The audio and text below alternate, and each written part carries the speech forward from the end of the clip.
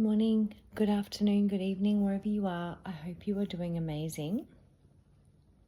I'm literally about to go to bed, so I'm not going to be on camera because I'm like half asleep. But I was just feeding my little girl to sleep, and Spirit wants me to put this message out there for someone. So I'm going to do it now because I don't want to forget it. So here I am. And we get to look at a beautiful photo of a beach and a palm tree in the moonlight. I always have photos like this on at night by the beach just because I love the beach so much, and I don't live in the tropics anymore at the moment. But we did go to their beach this afternoon. So anyway, getting to the point. This message was inspired by a post I saw on Facebook from a beautiful light worker, tarot reader. I'm not a tarot reader. Beautiful soul, Molly Kleist, I think her name is. Hopefully I pronounced her name right. And she has the channel Crossroads Meets the Ocean Rose. Anyway, she was talking about how you can have deep empathy for people, but you don't have to, basically you don't have to carry their cross, okay? And this has been a huge lesson for me my whole life. And I'm 41, but especially in the last 6 years. And obviously there are different versions of that because our empathy can be taken for granted and people can be malevolent. And unless you've ever come up against that, you wouldn't understand. But there are people who intentionally try and harm you because of your light. And then there are people who just latch onto your empathy and your energy because they need you and they're drowning. And then what happens is you can get pulled under if you're not careful, okay? So they're the two different examples that I'll give you. But the analogy that Spirit gave me with regards to that post that she put up, which was very, very good, is that you have to have extremely good spiritual hygiene and energetic practices to keep your life force energy pure and strong. And if you don't know how to do this, you can call in your spirit team, Mother Earth. If you call them in, they will guide you to different people, different guides, different deities. I always have Archangel Michael with me, so let's use him. You can ask Archangel Michael to strengthen your personal aura and resolve so that you're not just relying on his energy, but you're also doing that for yourself, your own inner belief, your own inner light, the strength of your heart, the power of your love and light and courage and your own inner fire, all right, will help with that.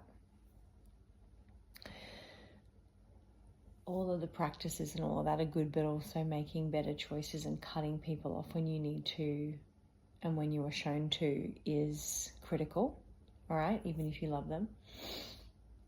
Because we are meant to be beacons of light. So imagine a lighthouse, shining over a really dark ocean at nighttime. The lighthouse is the guide, but the storm may be out, the sea may be dark and choppy.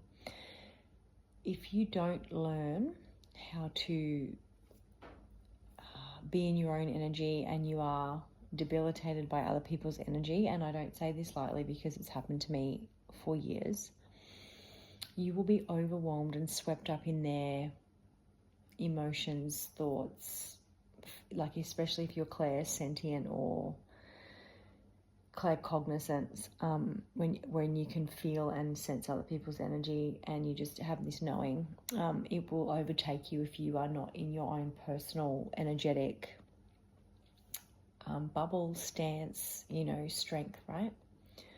So you want to be the lighthouse no matter what that person is going through, no matter how much you love them and how much empathy you have. You cannot carry their cross. They have their own journey.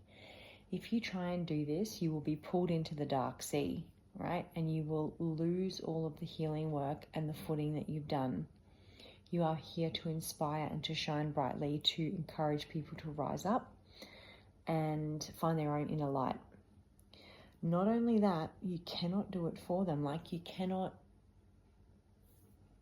love them back to, like, you can stand by them and believe in them, but you can't jump into their brain, you can't jump into their skin, you can't jump into their thoughts or their emotions and fix them.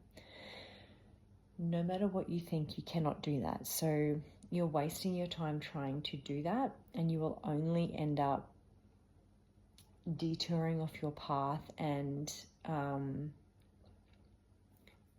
basically not doing what God wants you to do. Okay, God wants us light workers to shine bright and help other people get out of the mud, not go back in there and drown and then lose our light and get covered in darkness when we've already crawled our way out of the mud because God let us out of there, right? I'm talking to people who are on their healing journey who are like quite healed. You don't go back into the mud. You put your hand in and you pull someone out, or you are the lighthouse that shines on the dark sea and guides people and inspires people towards the light, towards God, towards Spirit, back home to themselves. So the analogy that Spirit gave me was, you've heard the term you can lead a horse to water, but you can't make it drink. So they gave me two analogies here. So let's say the horse has two choices. Let's say the horse is someone that you dearly, dearly love, right? And the first one is the horse is lost in a really hot paddock with no water, no food. They're really dehydrated, okay, in terms of like they're really starving for God, for light, for love.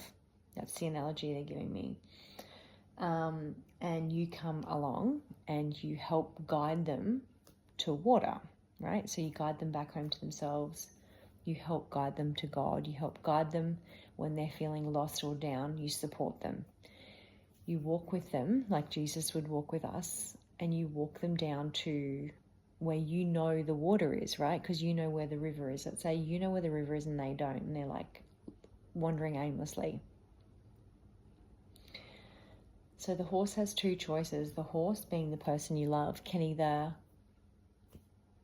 be grateful and drink from that water, i.e. God, source, love, light, their own healing journey, because they willingly want to. And so they drink it all up and they are replenished from the inside out. They're thankful to you for your support, but ultimately they're the ones drinking, and they're the ones that have to do the healing and replenish and go through like the symptoms of being dehydrated and stuff. And then they come back to life, right? And then they walk back with you and they're extremely grateful. The second choice is that horse begrudgingly is pulled by you down to the water, doesn't really want to at all, is pulling on the reins, stomping their foot, kicking up rocks, kicking up dust, complaining how hot they are and how thirsty they are. You pull them with all your strength, and by the time you get down there, you're exhausted from pulling this horse in those conditions. And you're trying to shove the horse's head down into the water, but it's bucking up at you and it doesn't want to drink. It doesn't want to put its face in the water. You're trying to push its face down in the water and it's like spitting the water out and it's biting at you and it's, stomping, right? And it just refuses to drink and it just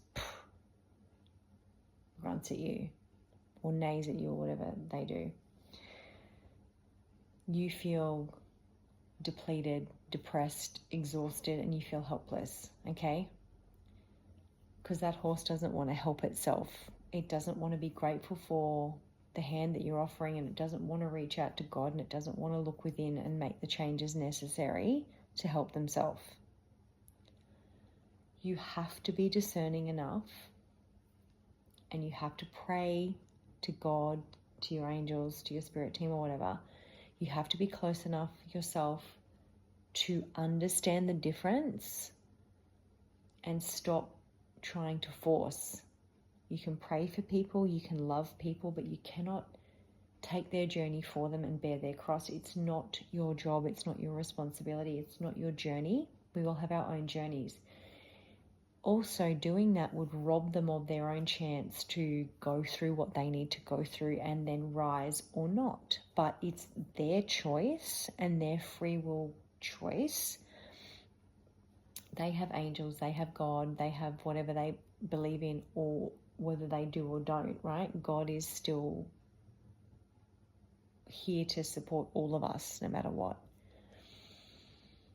So don't spend your life trying to pull someone kicking and screaming, or an animal kicking and screaming that doesn't want help, like that's in a victim mentality. They will exhaust you, they will drain you, they will not uplift you. You need to be around people who are uplifting and inspiring to you as well, who reciprocate your beautiful energy so you are able to share your light further and wider, which is what Spirit's saying, like, we need right now for people who are in that energy, that because if you're a light worker and you're like me, you've been through fucking hell and back. You're not going back there. All right? You're not going back there. So you have to learn to discern the people that want help and the people that just want to whinge, basically. It's a hard truth. It's a hard pill to swallow, but it's the truth. Now, I'm not saying they won't come around, not saying that God won't talk to them and they won't come around later on, okay? Because you've planted a seed or whatnot, but that's your job, is to plant the seed. It's not to drag them kicking and screaming, because it will only deter you off your path. It will only ruin your life. It will only exhaust you.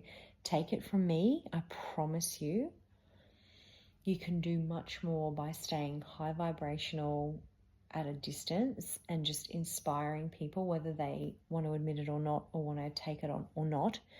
That is what God wants us to do, is to shine our light, not to go back down into where we've crawled out of ourselves already.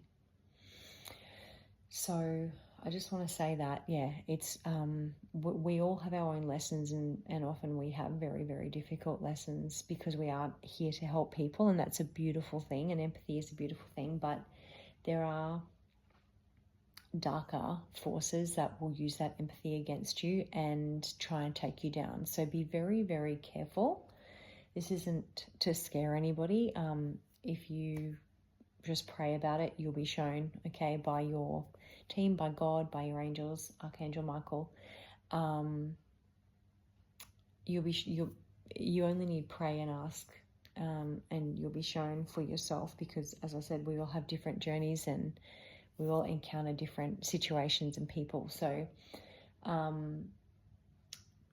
also every dog that barks, you don't have to stop and pay attention to it. You can keep walking, right? You can keep going. So peace is a really important inner quality to have, and definitely call in Jesus to help you with inner peace, inner balance, and inner stability and groundedness, especially with just the way that things are at the moment, which are chaotic. But we have to walk the talk, and we really do have to focus on ourselves. Take the judgment of others and really focus on, okay, what can I do better today? God, how can I serve you today? How can I be a conduit for you today? And then do as guided, and then detach, because God knows what he's doing. We are not God. We don't have that sort of power, but we do have enormous power to inspire and to shine really brightly to help other people, and to create loving, beautiful environments. But, you've got to keep the bad ones out, not because people who are going through difficulties are bad. What I'm saying is, people that don't want to help themselves, you can only go so far, and then you have to leave it up to them and to God, and trust that God knows what he's doing with those people. And pray that they come around, but pray for them and then detach. So I hope this message helped someone that needed to hear this right now. I'm sending you lots of love, and remember, peace peace and energetic hygiene and just connecting to God is a blessing. Lots of love. Bye.